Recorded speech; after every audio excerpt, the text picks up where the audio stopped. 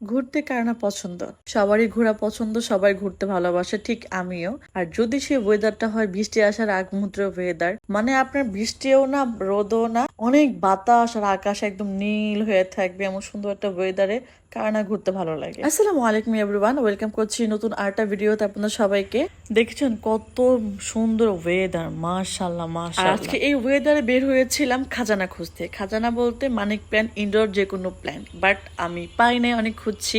মানে ফেসবুকে ঢুকে দেখি যে অনেকে অনেকভাবে অনেক খাজানা পেয়ে যায়, দেখি আমিও পাই কিনা সে উদ্দেশ্যে গিয়েছিলাম, কিন্তু আমি পাই কি করার, খাজানা না পেয়ে এক আকাশ বুকে কষ্ট নিয়ে আমরা চলে যাই নার্সারিতে। নার্সারিতে গিয়ে হচ্ছে কিছু গাছ নেব সে আশায় গিয়েছিলাম, কিন্তু সেখানে গিয়ে হলো আরেক বিপদ। বিপদ বলতে এখানে যা গাছ আছে সেগুলো আমার বাড়ার জন্য একদমই না। তো অনেক খুঁজে হচ্ছে আমি ফাইনালি একটা গাছ নেই, অনেক ফুল গাছ খুঁজছিলাম নেওয়ার জন্য।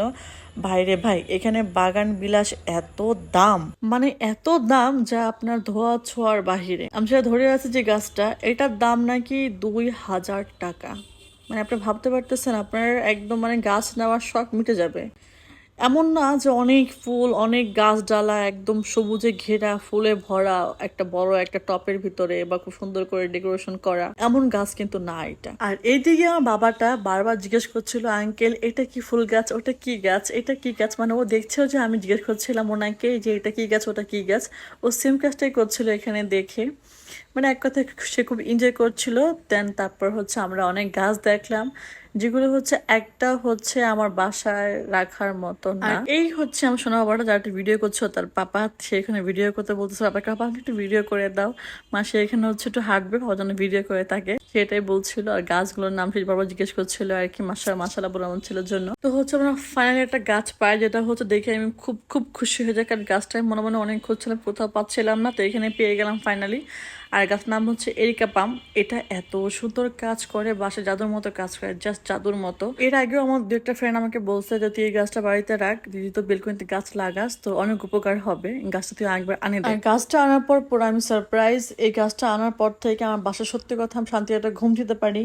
আর বাসায় আমার কেন জানি ঘুমের সময় আমার একটা মানসিক চাপ থাকতো, এটাও থাকে না। মানে এক কথায় হচ্ছে অসাধারণ একটা গাছ, জাদুর মতো কাজ করে আপনার বাসায়।